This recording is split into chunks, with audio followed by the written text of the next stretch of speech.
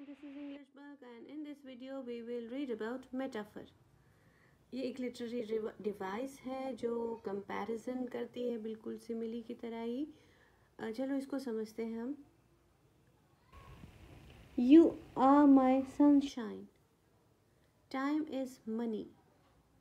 तो इन लाइंस में आप देख रहे हैं ना, कंपैरिजन हुआ है. तुम मेरे लिए सूरज की रोशनी हो, या मतलब तुम मेरे लिए रोशनी हो. तुम मेरे लिए रोशनी जैसी हो नहीं आया, तुम मेरी रोशनी हो. अगर हम लाइक और एज वर्ड नहीं यूज़ करते हैं और हम कंपेयर करते हैं दो चीज़ों को जो अनलाइक हैं, एक जैसी नहीं है, तो वहाँ पे कौन सा लिटरेरी डिवाइस होता है? वहाँ पे मेटाफर होता है. टाइम इज़ मनी, ये अनदर एग्जाम्पल. चलो डेफिनेशन देखते हैं इसकी. A comparison between two dissimilar things. ऐसी कंपैरिजन, ऐसी तुलना जो दो अलग अलग चीज़ों के बीच में हो रही है और उनमें हम लाइक और एज वर्ड को यूज़ नहीं कर रहे हैं. Thy eyes are lakes. Thy ये जो है पोइम्स में यूज़ होता है. thy का मतलब तुम्हारी. तुम्हारी आंखें लेक की तरह है. My love is a bird. मेरा प्यार एक पक्षी है. Let's have some more examples. All the world's a stage. ये शेक्सपियर का बहुत famous as you like it से लिया गया है, जहाँ पे जो शेक्सपियर है वो पूरी वर्ल्ड को स्टेज से कंपेयर करते हैं. तो ऑल द वर्ल्ड, पूरी वर्ल्ड एक स्टेज है. And all the man and women merely players. और हम सभी प्लेयर्स हैं. तो यहाँ पे दो मेटाफर्स हो गए ना, दो कंपैरिजन हो गए. Life for me ain't been no crystal stair.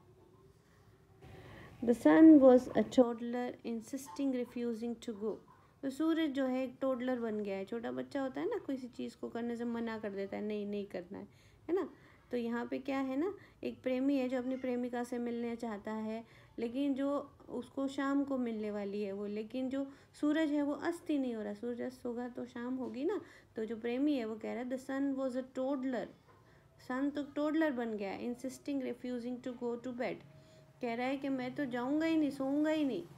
It was past 8:30 and still light. अभी भी लाइट है, 8:30 हो गए. You are my thunder and I am the lightning. तुम मेरे लिए क्या हो? तुम मेरे लिए एक बिजली की कड़कड़ाहट हो और मैं तुम्हारे लिए बिजली हूँ. चलो इसके कुछ जो है काइंड्स होती है मेटाफर की, उसके बारे में पढ़ते हैं. There are 4 kinds of metaphors. First, implied metaphor, visual metaphor, extended metaphor and dead metaphor. तो चलो हम implied metaphor के बारे में पढ़ते हैं. implied metaphor, it is hidden in an activity.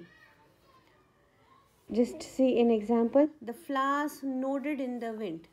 जो एक्टिविटी बेस्ड होते हैं, जो वर्ब की तरह हमें दिखाई देते हैं ना, वो वाले मेटाफर, जहाँ पे तुलना कहाँ कैसे की जाती है? एक एक्टिविटी के थ्रू की जाती है.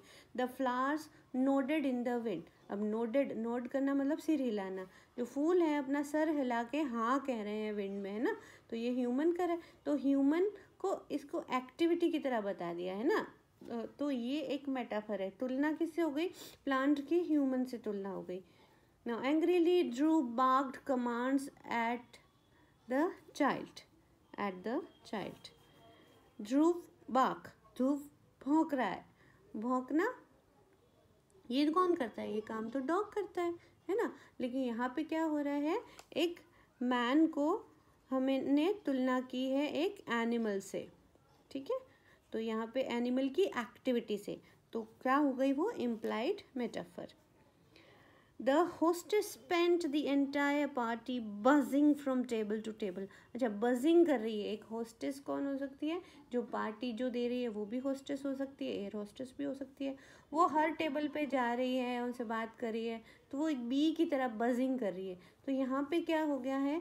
तुलना तो हुई है लेकिन एक्टिविटी से हो गई ना. हमने ऐसे नहीं कहा the hostess is a bee, है ना, roaming like a bee ना, ऐसे नहीं कहा हमने. उसको बजिंग एक्टिविटी के माध्यम से जब हमने उसको बता दिया तो वो हो गई एक implied simile, implied metaphor. Next, at his daughter's wedding a river gently flow down the father's cheek. Flow down river. अब फादर के फादर का जो फेस है उसकी तुलना की गई है एक रिवर से, है ना। रिवर जो एक व्हीकल से, रिवर जो है वो फ्लो डाउन हो गई फादर के चीक पर से, मतलब कि वो रो रहे हैं ना, तो ऐसा लग रहा है जैसे। तो यहाँ पे क्या हुआ है, यहाँ पे जो है एक मैन की तुलना किससे कर दी, रिवर की एक्टिविटी से कर दी है। रिवर फ्लो करती है ना, तो ये क्या हो गया, कौन सा मेटाफर, इम्प्लाइड मेटाफर। नेक्स्ट होता है विजुअल मेटाफर।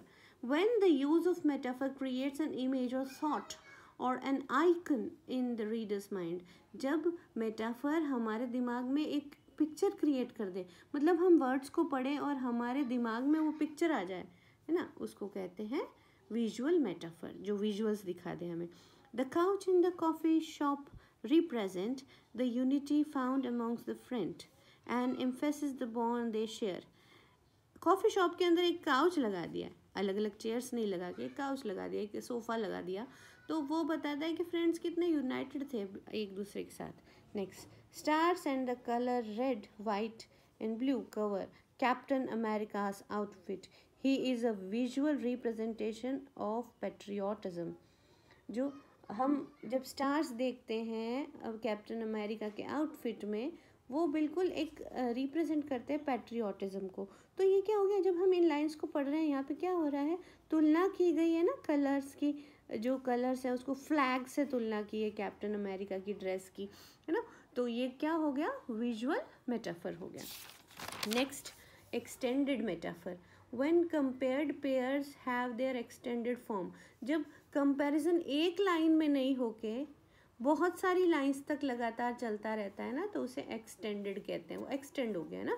जैसे रॉबर्ट फ्रॉस्ट की पोएम है, आपने पढ़ी होगी क्लास 9 में, 2 roads diverged in yellow wood ना, 2 रोड है जो डाइवर्ज हो गई येलो वुड में, and sorry I could not travel both, मैं दोनों में नहीं चल सकता, मतलब कंपैरिजन चलता ही जा रहा है यहाँ पे, ठीक है। But soft what light through yonder window breaks, it is east, Juliet is the sun, arise fair sun and kill the envious moon who is already sick and pale with grief। तो यहाँ पे भी comparison होता जा रहा है ना, सन का ना मून का कंपैरिजन किया जा रहा है यहाँ पे, और वो पूरी सारी लाइंस में चल रहा है। तो जो मेटाफर एक लाइन में नहीं होके कई सारी लाइंस में चलता रहता है, उसको कहते हैं extended metaphors.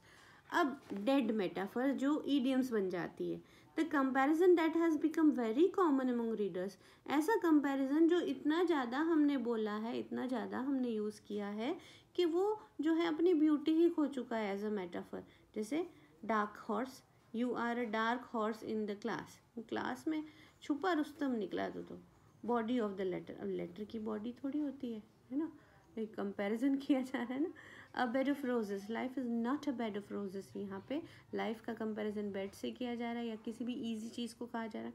The deadline for your project is Friday, deadline यहाँ पे जो है मतलब कुछ ऐसी जो मेटाफर्स है, ऐसी कंपैरिजन्स है जो कंटिन्यूसली चलती जा रही है, उन्हें कहा जा रहा है। चलिए मेटाफर के बारे में कुछ और फैक्ट्स जान लेते हैं।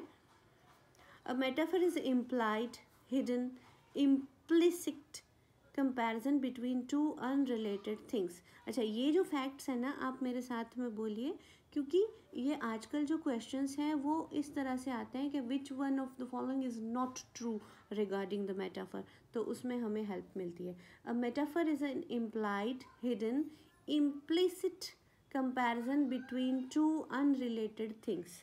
दो अनरिलेटेड थिंग्स के साथ है ना कंपैरिजन होता है, मतलब क्या है ना, अलग अलग होनी चाहिए दोनों, एक ही जाति की। हम किसी इंसान की इंसान से अगर तुलना कर रहे हैं तो वो मेटाफर नहीं है।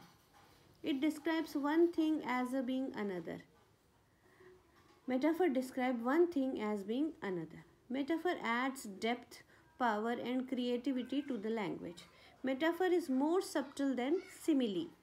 Metaphor evoke stronger emotional responses.